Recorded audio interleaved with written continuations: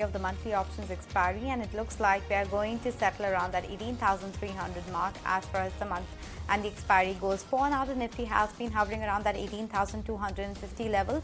One space which is backing the trend today is FMCG. In fact, for the entire year, if you look at that, that index has been one of the top performing sector, up almost 11-12%, and a lot of these constituents like ITC, Britannia, they are sitting at all-time high levels today. Not just that, a lot of names are actually at all-time highs, whether it's Seat, Apollo Tyres, Chalet Hotel, KPIT Tech. So very broad-based recovery is what we are witnessing at this point of time.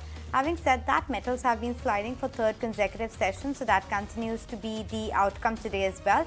But as I pointed out, it's broader markets which are doing well. Banks are underperforming, and overall, the market is a bit sluggish ahead of that expiry. Oh yeah, that it is. Having said that, we're still digesting earnings. Not a big earnings day, but yeah, some good numbers coming in from Piramal Pharma. That's what explains that big breakout on the stock, I guess. JB Chemicals, Wonderla Holidays, Prudent Corp, Aptech, they've all managed to deliver a good set of numbers. A weak set though from a Trident, from a Garden Reach and TTK Prestige. We're going to be chatting with the management as well shortly though. Telecom, that is the one segment which is in focus. You've got Vodafone Idea, which is going to be reporting its numbers later today. Add to that, there is some inquiry note initiating coverage on both Indus Towers as well as Airtel. Airtel is a rank gainer as well in today's trading session, and that stock, of course, has been holding out as well. Tata Chemicals, they've revised their soda ash prices downwards by about 3.5%, and that stock is lower by 3.25%. In fact, it's losing on the back of some heavy volumes, almost 1.5 million shares traded at that. They took around a 6% cut in soda ash prices in Q1. Cumulatively, that's along with this 3.5% cut. So that's pretty much it. But like Nikunj, we were discussing earlier today we're falling prey to a weak handover from global cues, and then of course our own expiry as well. You know, up from the day's high, up from the day's low. 30 point is a net change. Please describe the market for us, Kunal. 150 points is what the market has done. Sideways, listless. It is FNO expiry.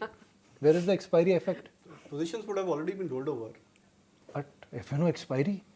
Monday, Tuesday, last Friday, we kept on saying that next week FNO expiry will add to volatility. No, in fact, my view start of the week is well that 18,200 would be the pivot, and we should be closing in a band of 1%. In fact, the combo premium, which I was discussing start of this week for the Nifty 18,200, that was at 165 for the 18,200 put combined, call and put combined.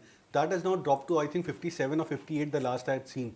That itself tells you that the market participants were expecting this move of consolidation. What I would probably be intrigued now is that the start of the fresh series, which will kickstart from tomorrow, I think there should be a trending move which can come back. Now, which side of the markets would break, whether it's 18,050 or 18,450, that's the only point of concern. But now I believe that this 2%, 1.5% sideways range for the index should be nearing an end. Is it a 50-50 possibility of a breakout in a breakdown, or 60-40? Or 70-30 or 80-20? I think it's better to wait out for a confirmation, Kunj, because Dow Jones is showing signs of weakness. Dollar index is up at 104. Market internals is quite strong. Mid-cap index is at a 52-week high. The Nifty is not performing that well over the last couple of days. So the signals are all over the place when we look at. So it's very difficult to anticipate. Okay, let's welcome